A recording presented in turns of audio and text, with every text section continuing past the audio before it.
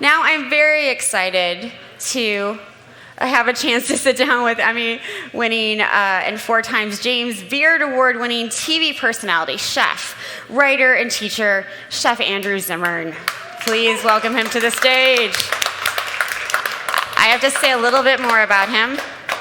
Because he is so cool and has done so much. He is the creator, executive producer, and host of the Travel Channel's Bizarre Foods franchise, Andrew Zimmern's Driven by Food, and the Emmy-winning Zimmern List. He has devoted his life, and this is why I like this man so much, and I've been admiring him from afar for a long time. He's devoted his life to doing a lot of the things that we've talked about at Future of Food, really exploring the cultural significance of food, looking at equity and diversity, making sure that we all feel sort of empowered through food, that food is delicious, which is really such an important part of these conversations that often gets left out. And apparently, he's also a paramedic. I saw him help a woman last night who was bleeding. So he's an all-around Renaissance kind of man who I'm so glad to sit next to. Chefs carry little Ziploc bags with Band-Aids and stuff in them, and I was lucky enough that I had a piece of gauze that I could tourniquet this woman's wrist. And everyone was looking at me like, why were you carrying that? It's like, I cut myself all the time. Every day. The last thing I need is a little paper cut or knife cut while I'm talking to you, and I have to put it under my knee or something. So, yeah, I was glad that I was there to witness that. It was very surreal, wasn't it? We were standing there together, and the woman is okay, and that's all that matters. That's all that matters. Thank you again for being a hero. So the lesson is always carry a little Ziploc bag with you with a couple of first aid things, and you too can help someone. You too can be Andrew Zimmern. So I want to get into some serious stuff. That you've done so much over the last 2 years. Let's talk about the pandemic, the Independent Restaurant Association, all that you've seen sort of unfold. I know you have so many thoughts on this, and I know you're probably tired of talking about it, but I want to keep reminding people that the pandemic is not over. Correct. 2, that restaurants and restaurant workers and farmers and truck drivers and so many others have suffered greatly, either lost their lives, been out of work, been homeless. All of these things have unfolded, and just because it's sunny outside and we're all here together at South by Southwest, not all is sunny in the restaurant industry right now. Yeah, COVID is clearly on the decline here in the vast majority of our country. However, elsewhere, it's either not declining. In some cases, I just read last night on some of my online news sources that it's, by the way, real ones, that it is... I love speaking in front of an audience of like-minded people who get my sub-references. And so it's not over, and the illnesses, the social ills that were created by the pandemic are in some cases just beginning. Right. The reference that you made to the Independent Restaurant Coalition, I would encourage everyone to go to saverestaurants.com. Cut and paste some stuff. We have letters to send your representatives at the municipal, state, and federal levels. We were an association of food people who got together in March of 2020 and tried to figure out how we could best save restaurants. Right. Because we knew, we could see it because we've been in the restaurant business for so long, that this special group of businesses, and most importantly, special group of employees, and as importantly, special groups of businesses that feed into restaurants. We've read nothing but talk over the last 2 years about the supply chain and that whole thing, right? Those feed restaurants, right? 75% of the seafood that's sold in America is sold in restaurants, right? Restaurants are the second largest employer in America other than the U.S. government, and the U.S. government is only number one because of the Defense Department and all those people in our armed services. Independent restaurants alone, that's not chains, just independent restaurants are 5% of GDP. If you start to fold in all the suppliers, the food chain, hotels, tourism, right? People go to the Chesapeake during the summer to eat crabs, right? People go to New Orleans to have conventions, stroll the Garden District and other beautiful parts of that city, like the French Quarter, but they go there to eat, right? When I say the word New Orleans, you can all taste it, right? And so when everything stops, who's going to be hurt the most but this incredible industry that represents, if you fold everything together, almost 20% of GDP. It's an astounding figure. During most of COVID, the number one category of unemployed people caused by the pandemic were restaurant workers. Restaurants were open, then they were closed, then they were open, closed, and it was different between the city of Austin and a city 100 miles away, like Waco. I'm just using a Texas example. It was different in Minneapolis than it was in Rochester, Minnesota, because a lot of these were municipal decisions or statewide decisions if mandated by a governor who was willing to stand up like ours. But there were many governors that said, oh, we're going to leave it up to the municipalities, right? And sort of took the coward's way out.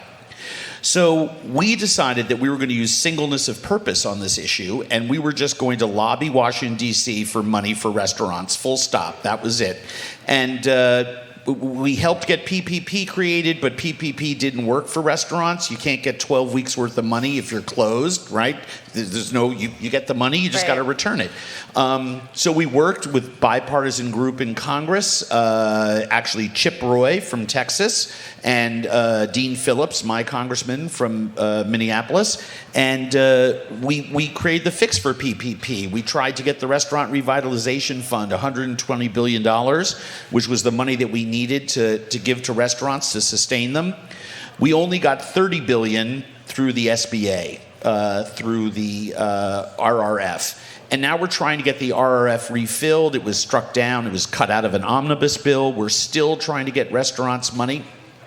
And it's very, very important to do that. 100,000 restaurants closed across America, but I think there's another 100,000 that are dead, but they just don't know it yet. And the reason is they don't want to look at those statements from the bank that keep telling them that all the debt that piled up, all the pivoting that they did, all the credit cards that were maxed out, all the times they asked their cousin to come over and wash dishes in exchange for a free meal, that it's just not going to be sustainable. And the reason is that you can have a restaurant on that corner that got RRF money and is able to pay a dishwasher $22 an hour and pay their employees a healthcare stipend, right? Wish they could pay all their healthcare, but at least a stipend. But the restaurant on the other corner didn't get RRF money. And the problem there is that guess who's going to go out of business? Because guess where the person is going for a dishwasher job? Where they're going to go to the place where they finally have some benefits and they finally have a living wage and they don't have to make $12 an hour. They can get $22 an hour, right? It is extremely problematic to have given money to some restaurants and not to others. Right. And so we're pushing very hard for an equitable solution to this. Restaurant environments have been very brittle from an economic sustainability standpoint for the last 50 years. They keep making less and less money. They keep making it up at the bar, which is an unsustainable thing because you're still going to be a 70-30 restaurant percentage of food to liquor. Maybe you get to 33%. But you're not going to be able to afford to pay the farmers what they need to get for their food because farmers have... You talk about another industry that's taken it in the shorts. I was speaking to a clam farmer a couple of years ago, and he said that over the course of 20 years, he's only been able to charge another 30 cents a pound wholesale for his clams. But the cost of everything from his kids' textbooks to the oil and gas he puts in his heater, his car, to the food he puts in his fridge, to the rent he pays for his house has gone up hundreds of percentage points. And so this fifth generation clam fisherman is not going to be able to pass that down to his kids. In fact, is telling his kids, don't do this job. don't do this job. And he starts crying when he talks about getting up at 3 a.m. and heading out in the skiff through the sloughs of South Carolina to dig for the best clams that he can give to his customers. It's extremely sad. And so I work very hard to sort of unwind and untangle these issues and address them one by one, because it is astronaut theory. Any astronauts in the room? Oh, good, then I'm the expert. So the astronaut theory of solving problems is that during any given day, an astronaut needs to solve 1,000 problems, but they don't think of them all at once. They literally go from one to the next in the most disciplined, ordinary fashion you could possibly imagine. Because when you're in space, if you forget something or make a mistake, it's really bad. So it is a one by one process, and I've sort of adapted that in some of the social justice work that I do. If once I solve one problem, if it leads to another, then that's great. I'll move on to the other once I've done whatever it is I can on that given issue. And what I've learned over the years in doing it is that when it comes to the food world, I thought I was jumping onto a swing, right? Good days, bad days, I'm on the swing, I'm talking about food. It turned out that I was jumping onto a Mobius strip of a roller coaster. And so I jumped in, let's say in trying to solve hunger problems in the world. And then I bumped into food waste. And then I bumped into the brittle economies of restaurants. And then I bumped into the plight of the American farmer and the aging out of farmers. And then I bumped into immigration issues, which we can't solve the food waste issue if we don't solve our immigration problems in America, because we won't have people to take the lettuce out of the field and the farmer just tills it under and plants more seed. Right? Absolutely. So you keep bumping into these issues, and it all bumps into climate change, right? And it keeps going on and on and on and on and on. It goes even to healthcare and the criminal justice system, because if we fed people better, the pressure on our healthcare system would be less. The pressure on our criminal justice system would be less. You don't have to take my word for it. You can look this up, Google it, and my friend from Google laughed at that. Look it up, because there incredible studies have shown that when you feed people in jails and institutions better, and you actually teach them a trade like cooking, because guess what? Who's the number one employer in America of returning citizens from jails and institutions? Restaurants.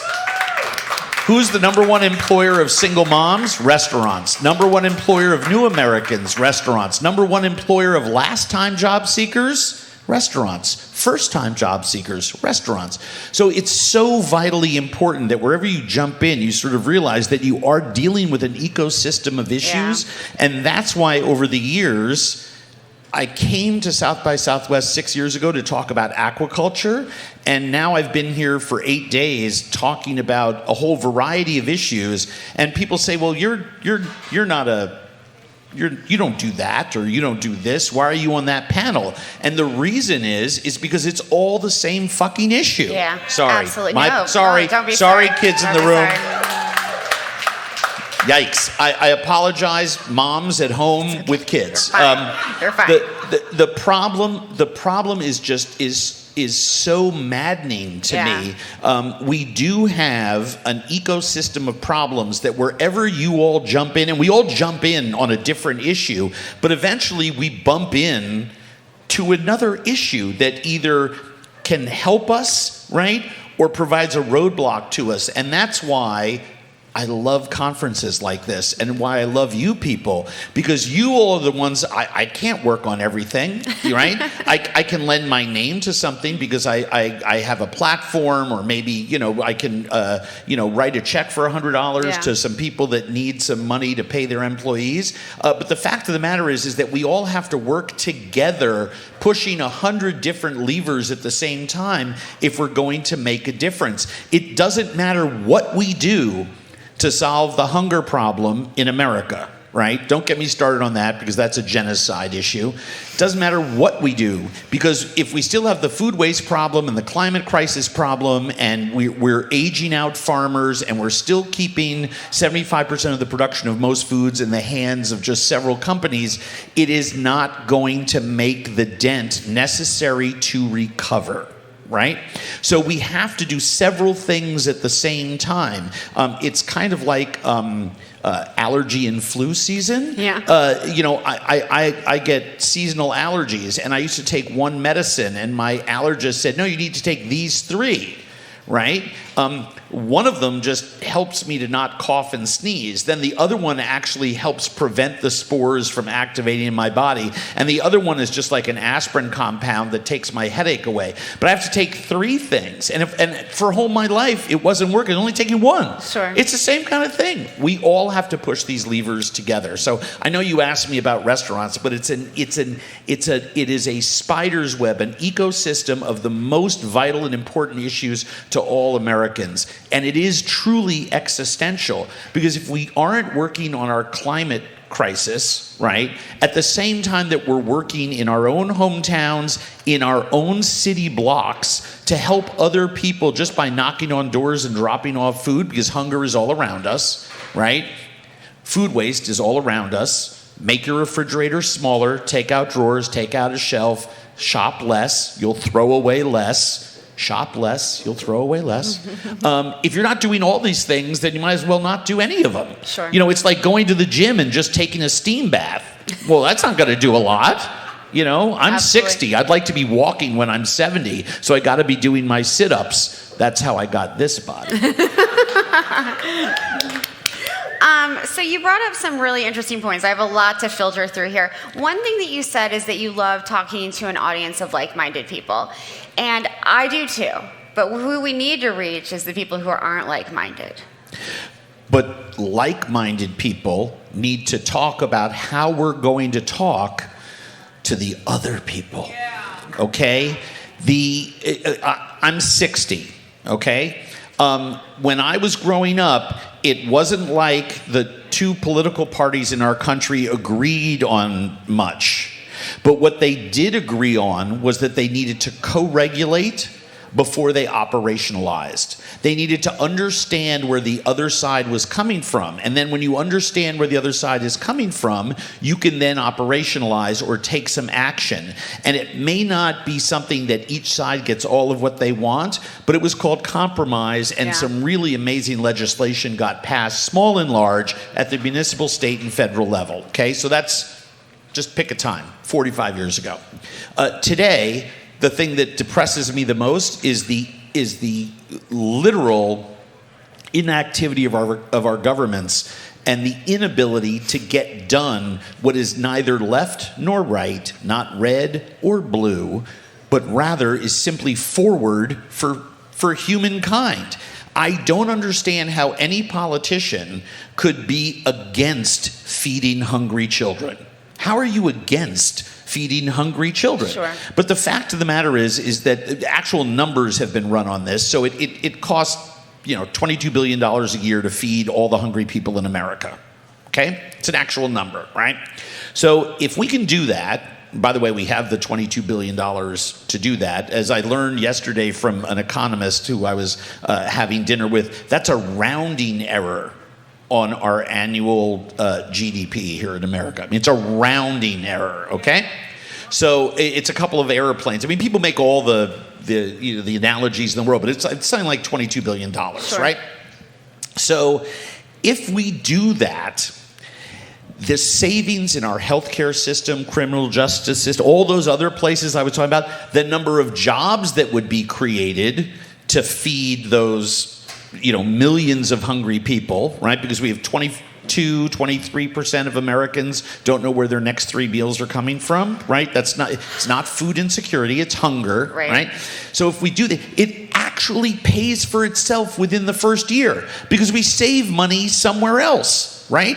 So it's not, can we afford the $22 billion? It's we can't afford not to, because it's going to help other areas that we spend $1.5 trillion just fighting the big 4 food diseases, right? So if we fed everyone and we fed them healthy, nutritious food, right, then we are going to see our healthcare costs go down, medicine costs are going to, all that kind of stuff, right? But the question was, how do you talk to the other side, or why am I so thrilled to talk to the like-minded? Because the message that I want to give, one of many messages I hope you take away today, is that we have to not be screaming, yelling, and throwing rocks at people on the other side. That does not make anybody want to talk to us. What we need to do is find ways to engage with those companies, with those politicians, with those people, and try to co-regulate with them. Now, I fully admit, there is a certain percentage look, I'm a left-wing Lindsay liberal from New York City. I'm not on Karl Marx's left knee, but I'm kind of got one part of my tush on his right. You know, I wouldn't label myself a socialist utopian, but other people have called me a socialist utopian. But I do know that there are people to the left of me who will never talk to anyone, even in the center, right? So I kind of forget about them. And there's people on the far, far, far right of things who will never talk to me. I mean, they may never talk to me just because of the, how I feel about, social issues, right? Or how I live my life. That's fine, I forget about them. But there's like 90% of folks, right, who we need to find a way to talk to. And that means supporting people on the other side who are doing some good and saying, hey, I don't believe everything you're doing is right, but I saw that you voted, yes to, cut oil subsidies, right, for example, or you voted yes to increase SNAP, right?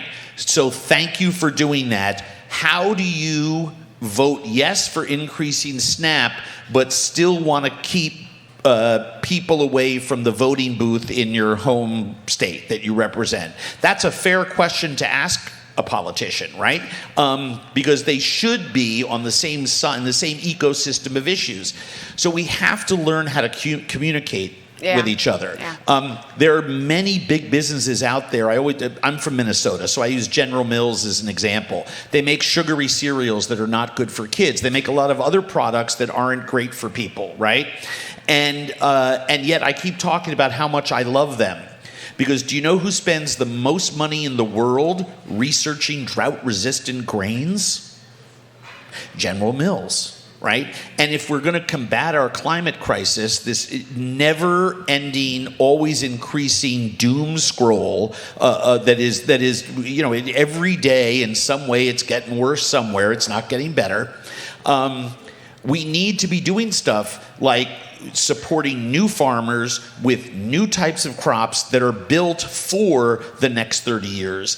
Especially, Russia's unprovoked invasion of Ukraine, one of the most horrifying things that I've seen in my lifetime, has caused, amongst other things, wheat prices to spike, and it will only get worse. So the more sources of different kinds of grain that we have, the better. So do I endorse everything that General Mills does? No. They're big food. They don't do everything right, but they spend the most money trying to do something that's going to make a huge amount of difference. And if they do that, I know there's people in that building that are on my side, and we can find them, and through them talk to the other people about putting natural, wholesome ingredients in Hamburger Helper. Because guess what? At a couple dollars a box, add a pound of meat, a family of 4 that is extremely low income, that's time poor and dollar poor, has something more nutritious to feed their family, right? So I believe in that too. I just want Hamburger Helper to be healthier, right? I'd like them to use real carrots and peas and onions grown by a real farmer in their Hamburger Helper in that little pouch, or organic cheese that is very easily turned into a powder. My kid can do it with his Fisher-Price molecular gastronomy kit, right? I've done it. I can do it right now in a back room if you give me the right 3 ingredients that are found in nature, right? So there are lots of companies out there doing really, really, really incredible things, which means there's like-minded people in there. We need to co-regulate with them and figure out how to operationalize and change the other half of that company. I was talking to someone yesterday who actually I'm going to be on a panel with later, and who is a behavioral scientist.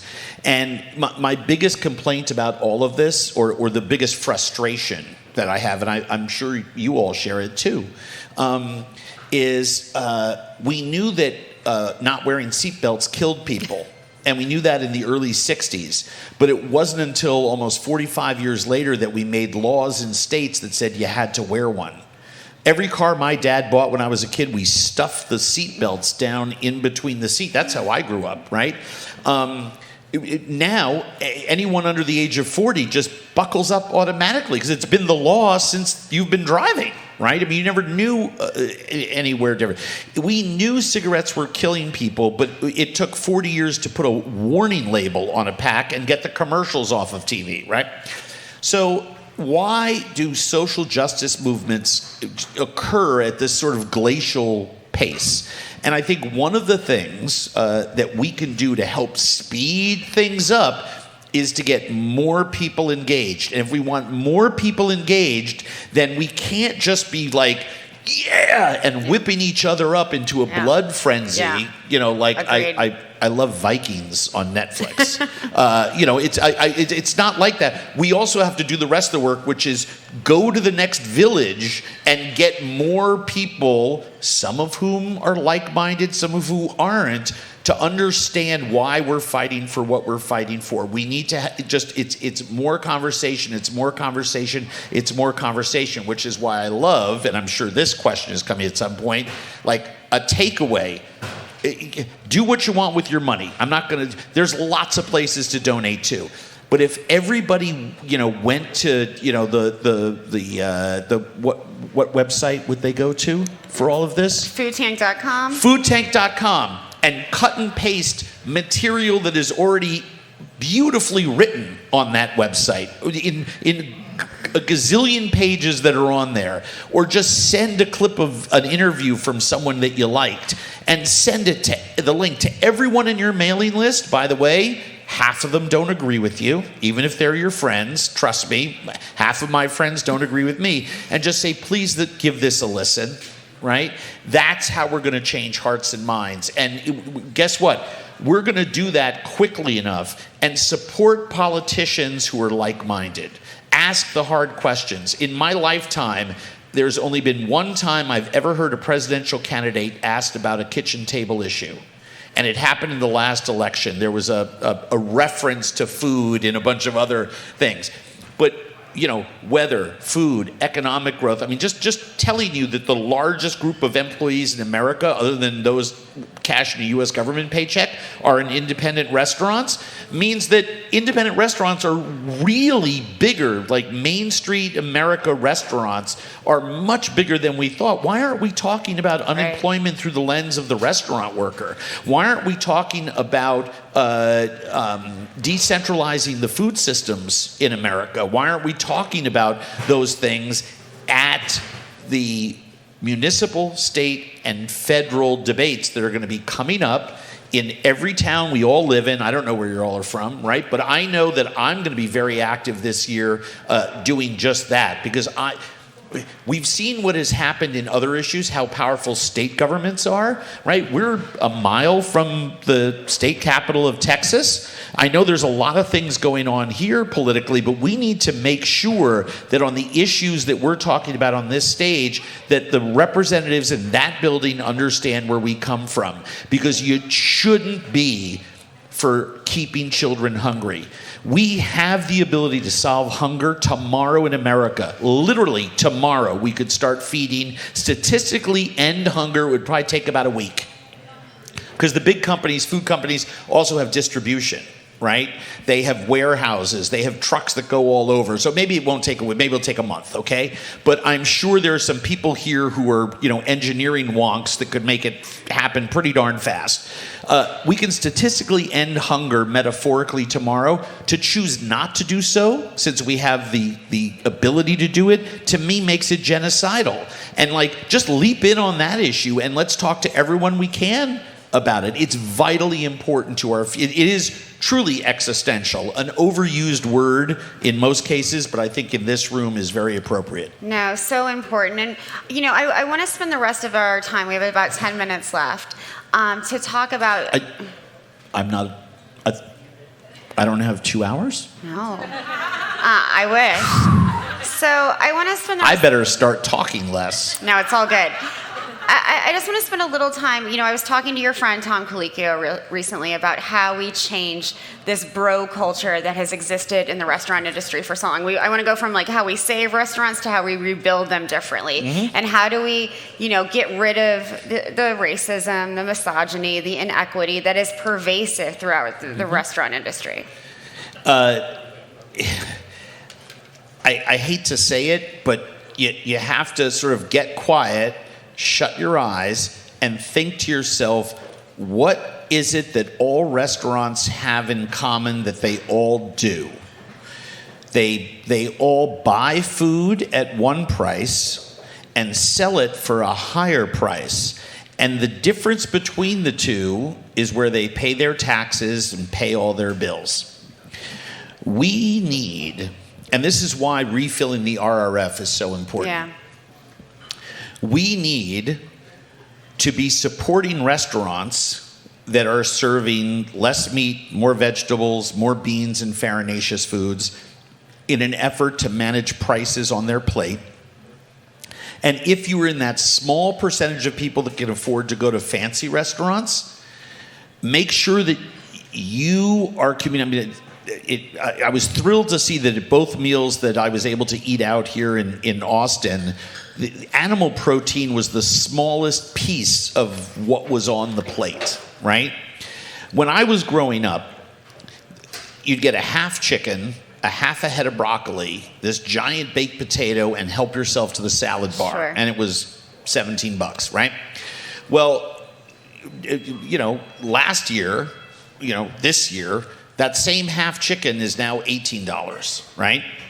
Now, the gin martini has gone from $4 well to $26, botanically created gin, mixologist created special fig and honey bitters, blah, blah, blah. Right. And the people who are drinking the martini have no problem transitioning over the course of a generation from a $4 well martini to the $24 bespoke martini. But the people who see the price of the chicken dish at their favorite restaurant go from $17 to $26 start yelling at servers, okay? We have to start paying the real price to farmers for their food. Farmers, once they get that money, right, can do what they want to expand crops and grow vertically and create more, right? And then when the food comes to restaurants, after they've paid the fair cost of what that food costs, they have to pass it on to us.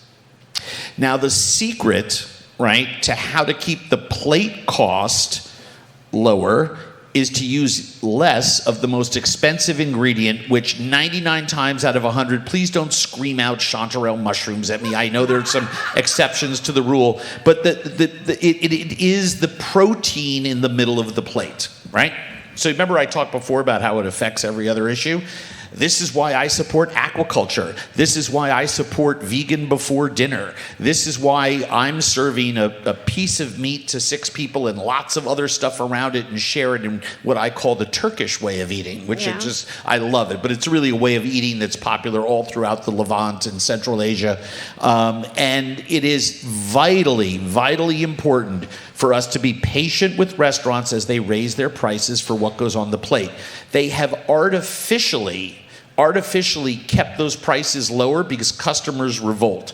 Study after study, we're adding 3% surcharge so we can give our employees, healthcare benefits. Right. And people start yelling at servers about it. Right. The restaurant industry, as it has existed, let's just say for the last 20 years, has been economically brittle. I'm talking in general now. Economically brittle, economically unsustainable. And because they're not making any money, they cannot take care of their employees. So that that bro culture, the misogyny, the extra long hours, all the rest of that, has to be eliminated. And the way we do that is to make restaurants more economically sustainable and help them. Now, restaurants have a responsibility too, right? When I spoke to Tom a couple weeks ago, well, actually, this was maybe 2 months ago, and I asked him about schedules in his restaurants because we were currently then dealing with, an employee shortage. Right. And he said at all his restaurants, he's open either 4 or 5 days a week and cut back on meal periods and shrunk menus so that what he could do is he could keep his employees employed and sort of share the problem with everyone. Right. So, you don't have someone working 20 hours, another one working 50 that you have to pay 10 hours of overtime. You kind of keep everyone at 35 and you help network with other restaurants if they need some help, right? It is a labyrinthine exercise, Sure. but it is vitally important that we reshape restaurants in America. One of the things that happened at the very beginning of my food career, when I came back from Europe after training there, is there was something called the Grand Cafe that was the way in which every restaurant opened. Didn't matter whether it was Italian or continental or whatever. And that was 200 seats with 80 items on the menu. I mean, because everyone wanted choice, right? Don't do that anymore, right? You go to a taco place for taco and a fried chicken place for fried chicken and a steak place for steak and a sushi bar for sushi, and let's take the pressure off of restaurants to do everything at once. I personally think 30 years from now, all the restaurant businesses in America, except those serving the top, let's just say 1%, Sure. are going to be, it's going to look more like Japan. Right? Where there is a tempura restaurant and a sushi, and they're going to be smaller with a smaller payroll, and they're going to be more nimble. It's why I like Austin's food trucks, and it's why I'm a partner in a food hall in Atlanta, because we have many micro economies, and it turns out if you have many businesses all just doing X, you don't need to have a 10X sized restaurant, which is unsustainable. You have 2 or 3 snowstorms in Minnesota in the winter, your month is shot, right? You're down. And restaurants at 7-8% of the bottom line then can't afford the things that we need to do to keep restaurants sustainable from a social justice and equity position. Absolutely. I also think restaurants are working very, very hard. People have been slamming restaurants for all of those issues, rightfully so. Sure. But in the last 3 or 4 years, no industry in America has done more to reset the equity table than restaurants. None that I know of. We still have a far way to go, right? And you're talking to someone, I'm a 60-year-old white guy, okay? So early in my career, I was the problem, okay? So I've lived on both sides of this. And I can tell you right now that all of my businesses that I'm involved in look radically different than businesses I worked for 30 years ago. And that's called intentionality. And you need to support restaurants that look like all of us, right? I mean, that's what you got to do. It's why I support independent restaurants and not the other people, because independent restaurants are the ones that are actually making the change faster, Absolutely. paying their employees more, making sure that women and people of color have first bite at the apple. I mean, you asked about the Independent Restaurant Coalition in our work. In our endorsement of the RRF, we were the ones that insisted that restaurants that, I think the figure was made less than $1 million a year, were owned by people of color and female-owned business. Those 3 groups, and if you checked all 3, you got your money first, that those 3 were prioritized. And guess what? A group of old white guys threw the racism flag up in the air and said you were biased against old white guys. It was kind of mind-boggling. Now, luckily, the money had all gone out and had run out, and it all sort of became a moot point. But there are people who actually don't believe in resetting the equity table. And that's why we need to support people who do want to reset the equity table. That's not just politicians, that's restaurants. Vote with your pocketbooks, right? I think that's a vitally important piece of it. If the place that doesn't want to reset the equity table goes out of business, I really don't feel sorry for them. Yeah. I want to support the places that do reset the equity table. No, and I'm glad you brought up intentionality again. It's about being intentional about these things. It's about doing it the right way. I think this has been such an interesting discussion. I applaud you for all of the work that you've done. You've inspired us all. I want to end with something that happened at the Fed by Blue dinner the other night that I thought was really a good way to sum you up. I was sitting across from a woman who was eating the salmon that you had helped, you'd prepared. It was that was my dish. That was your dish. And she was like, in heaven, to say the least. And as she put her fork down, she said, "I'm so sad that I'll never get to eat that again. So thank you, Chef, for all that you do." Well, and here's the thing, though, and I understand what she meant, because the room was beautiful, the environment was, everyone was talking about it. It was a lovely, dinner time activation supporting a cause that I believe in very strongly, which is aquaculture. It's one of many things we need to do to help reset our food system.